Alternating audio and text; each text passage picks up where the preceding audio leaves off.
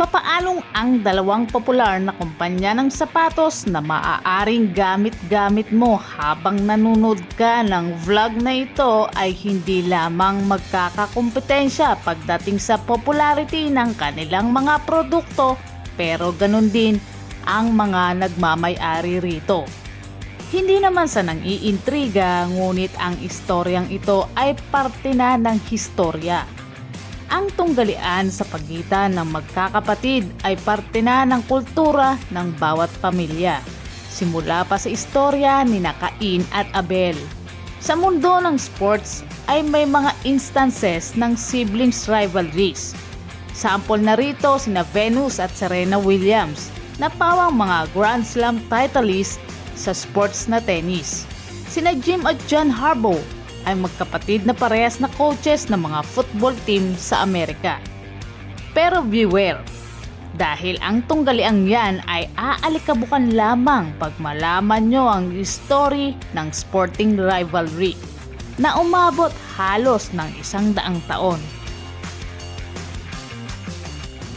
At bago natin umpisahan, isang shoutout po muna para kay Sen Palord. Maraming salamat po. Kung hindi ka pa nakasubscribe sa aking channel, baka naman. At para gawin yon, isang click lang sa subscription button and welcome po mga ka-hashtag DKDM. Dahil kapag may laman ang inyong kukote, hindi kayo mangangamote. Narito ang istorya ng Dassler Brothers na nagsanga simula pa noong 1920s. Ang rivalry na naglikha ng dalawang pinakamalaking sports manufacturing company sa buong mundo. Si Rudolf Dassler ay ipinanganak noong March 26, 1898 sa isang maliit na bayan sa bansang Germany. Sa 2 taon ang lumipas ay ipinanganak naman ang kanyang kapatid na si Adolf Dassler noong November 3, 1900s. Si Rudolf at Adolf ay may magkaibang personalidad. Habang si Rudolf ay palakaibigan at outgoing na tao, si Adolf naman ay tahimik lamang. Mas preferred niya yung gugulin ng sarili niya sa pagiging malikhain. Dahil nasa linya ng pamilya ang paglikha ng sapatos, itong si Adolf sa taong 1913 sa edad na 13 anyos ay sumunod sa yapak ng kanyang ama at inaral ang propesyong ito. Samantalang si Rudolf naman ay sinabak na ang gyera noong 1914. At ng taong din yon, si Adolf ay nagsisimula namang magbuo ng sariling shoe factory, katulong ang kanyang sariling pagsisikap. Dahil si Adi ay nahilig sa sports, kaya pinili niya ang paglikha ng sporting shoes. Ito'y para ma-encourage ang mga atleta na lalong maging mas mahusay sa larangan nito, gamit ang kanyang likhang sapatos. Alam niyo ba na ang unang sapatos na ginawa ni Adolf ay kanyang binuo sa laundry room ng kanyang ina? At ang materyales na ginamit niya sa pagbuo nito ay mula sa mga itinapong gamit ng mga sundalo. Pagbalik ni Rudolf mula sa gyera ay pinursige nito ang karir para maging alagad ng batas. Ngunit gaya ni Adi na pagtanto niyang hindi ito ang landas para sa kanya. So noong 1923, sinamahan niya ang kanyang kapatid sa negosyo ng pagsasapatos. At dito na nabuo ang The Dassler Brothers Sports Shoe Factory. Naging matagumpay ang sapatos ng Dassler Brothers dahil sa break na ibinigay sa kanila ni Joseph Weitzer. Ito'y dahil na din sa pagiging malikhain ni Adolf na siyang may ideya sa disenyo ng pagkakaroon ng spikes sa swelas ng sapatos para sa mas mahusay na performance ng mga manlalaro. Noon ngang 1928 ay naipanalo ng German track player ang 800-meter race at nasungkit ang Olympic gold medal habang suot nito ang maswerteng sapatos mula sa Dassler Brothers. Bumulusok ang tagumpay ng magkapatid noong early 30s at siya rin namang simula ng paglakas ng kapangyarihan ng Nazi leader na si Adolf Hitler. Sa pagbubuo ng Nazi Party ay natanaw nila ang oportunidad para sa kanilang shoe business dahil na-target ng kumpanya ang mga Nazi youth. Isang oportunidad pa ang nasilip at nasungkit ng Dassler Brothers nang ginanap ang 1936 Olympic Games sa Berlin, Germany. Ang pamosong track star kasi ng panahong yon na si Jesse Owens ang nakikinita nilang perfect ambassador para makilala at madala globally ang kanilang Dassler Shoes Company. Siyempre, kinumbinsi at inalok ni Adolf ang isang pares ng Dassler track shoes para gamitin sa kanyang pagtakbo sa field. At anong swerte sapagkat hindi nagkamali si Owens nang kanyang tanggapin ang inalok na sapatos sapagkat 4 na medalya lang naman ang pinanalunan ng atleta sa naturang Olympic Games. Dahil sa pagkapanalo ni Owens ay siya namang pagputok ng Dasslers. Halos 200,000 na pares ng sapatos kada taon ang demand sa kumpanya. Sumunod pa ang malaking orders ng sapatos pang basketball, hockey at baseball. Nang sumapit ang ikalawang pandaigdigan digmaan, mas higit na nakita ni Dassler ang importansya sa pagdawit ni Jesse Owens at sa kumpanya. Dahil nang dumating ang mga Amerikanong sundalo, ay kinilala nila ang kumpanya bilang shoe provider ng Olympic hero ng US. Kaya nabigyan pa din sila ng pagkakataon para makapagpatuloy ng production. At business opportunity pa rin para sa kanila dahil marami sa mga sundalo ang nagsilbing mamimili ng Dassler brand shoes. Dahil sa umiigting na labanan sa pagitan ng mga bansa sa panahon ng World War II, marami sa mga pabrika ang hindi na napahintulutan na mag-operate o di kaya'y tuluyang nagsara dahil sa mga kadahilanan. Hirap ang makakuha ng mga trabahante dahil obligado silang makiisa sa digmaan bilang sundalo. Habang si Rudolph naman ay binalot ng pagnanasa na makuha ang buong kapangyarihan sa pagmamaniobra ng kumpanyang pinagtagumpayan nila ng kapatid niya. Dahil sa makasariling adhikain, nakasamaan niya ng loob ang kapatid nitong si Marie. Ito'y pagkatapos tanggahan ni Rudolph na maipasok sa kumpanya ang 2 anak nitong lalaki bilang empleyado. Ang kahilingang ito ni Marie ay para sa 2 anak na lalaki ay para maiiwas na maisabak sila sa giyera. Ngunit ang dahilan naman ng pagtanggi ni Rudolph ay dahil sa ayaw nitong may Dassler pa ang makapasok sa kumpanya.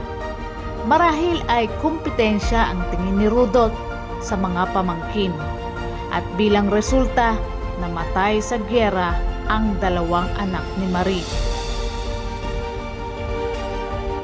Lalong lumala ang pagtatalo sa pamilya nang ang mga asawa nina Addie at Rudolph ay nagsimulang mag-away. Habang nagpapatuloy ang giyera, si Addie ay na-drop para sumali sa hukbo noong 1940. Ngunit kalaunan ay inalis din rito dahil sa pangangailangan rito ng Dassler Shoe Company. Alam nyo kasi na noong panahon ng digmaan ay nesesidad ang pagbuo ng sapatos o boots para sa mga sundalo na pumapasok ng giyera at doon eksperto si Addie. Kaya't nabigyan siya ng pabor at hindi ito tuluyang napasubo sa bakbakan. And since si Rudolph naman ay dating naglingkod bilang sundalo noong World War I, ay naipasok na naman ito noong 1943.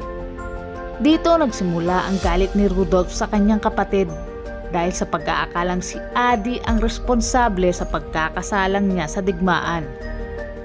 Para nga naman masolo ni Addie ang negosyo. At dahil sa tamang pagdududa, tumakas si Rudolph sa kanyang duty bilang sundalo upang makabalik sa factory. Bagaman at nakabalik siya sa kanilang bayan, kalaunang mahuhuli rin siya ng mga Gestapo o mga secret police ng Nazi Germany. Hindi man siya naisabak sa labanan pero si Rudolph ay naging bilanggo at doon nagngingit-ngit sa galit. Habang si Addie naman ay siyang nagpapalakad ng kanilang kumpanya. Nung natapos ang gera, pinakawalan din naman si Rudolph. Pero hindi magtatagal dahil sinimulan naman ng mga Amerikano ang proseso ng denazification.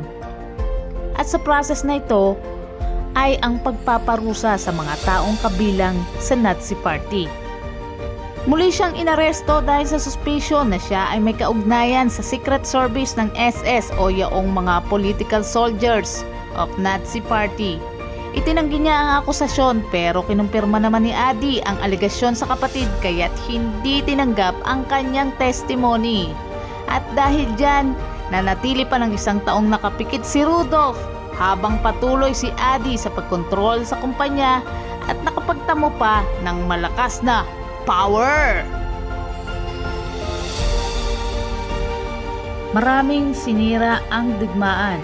Kasama na rito ang relasyon ng Dassler Brothers na tila baga wala na itong kapatawaran. Dumating na sa punto na kinasusuklaman nila ang isa't isa.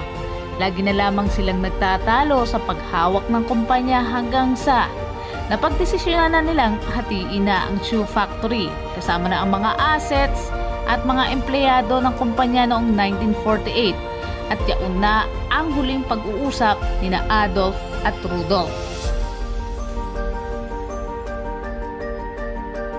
Nakuha ni Adi ang Dassler Shoe Factory kasama ang 2/3 ng kanyang empleyado, samantalang ang kuya nitong si Rudolph kasama ang kanyang mga followers ay lumipat naman sa parteng south ng Orange River at doon nagsimulang gumawa ng sariling shoe factory. Parehong nag-rename ng company sina Adi at Rudolph. Si Adolf ay nabuo ang brand name na Adidas mula sa pinagsamang Adi at Dassler. Samantalang sinubukan naman ni Rudolph na gayahin ang pag-combine ng kanyang pangalan at apelyido at nabuo niya ang brand name na Ruda.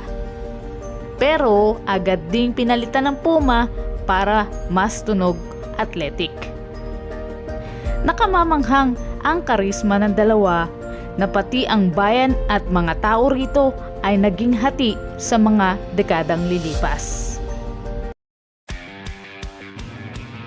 Ang bayang sinilangan ng mga Dassler ay naging kilala sa tawag na The Town of Bent Necks. Sa bayan kasing ito, ang lahat ay unang titingnan ang sapatos na suot mo. Hindi para i-check kung nakaapa ka ng jackpot pero para i-check kung anong brand ang suot mong sapatos. Sobrang mainit ang rivalry ng dalawang Dassler na maging ang ekonomiya at kultura ng naturang lugar ay apektado na rito. Halos lahat ng mamamayan rito ay either nagtatrabaho sa Adidas o hindi kaya'y sa Puma. Hindi pwedeng maghalo ang tubig at langis sa bayang to. Maging ang mga negosyo rito ay segregated. Halimbawa, bibili ka sa isang bakery, either ang tao lang ng Puma o Adidas ang maaaring pagbentahan rito. So sino ang mag-aakalang ang pakikipag-date o ang pagpapakasal sa taong lagpas sa linya ng baluarte ni Adi at Rudolph ay ipinagbabawal pala? Wow! So ibig sabihin walang Valentine's Day sa taong nag-iibigan kung ikaw ay maka-Adi at ang jowa mo'y maka-Rudy? Ganon? Ang sistemang ito ay mananatili sa bayan hanggang sina Adi at Rudy ang may hawak ng kani-kanyang kumpanya. Nang pumanaw si Rudolph noong 1974 ay naipasa nito sa kanyang anak ang kapangyarihan ng kumpanya at ganun din si Adolf na pumanaw naman noong 1978. Dala ng magkapatid ang sama ng loob sa isa't isa na hanggang sa kanilang libingan, ang kanilang mga puntod ay nakalagak sa magkabilang dulo ng sementeryo. Nagpatuloy pa rin ang tunggalian ng ilang dekada kahit yumauna ang mga ugat nito. Pero ika nga ay may katapusan ang lahat. Napatunayan ito ng ang Adidas at Puma ay lumahok sa isang friendly soccer match. Isang tanda na ang puot na bumalot sa dalawang kumpanya at bayan nito ay opisyal nang natapos.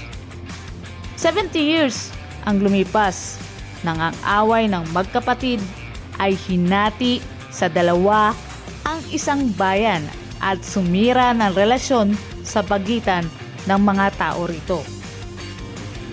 At ang away ding yun ang naglikha ng tekalidad at competitive na sapatos na magpahanggang ngayon ay ini-enjoy pa ng mga taong tumatangkilik rito.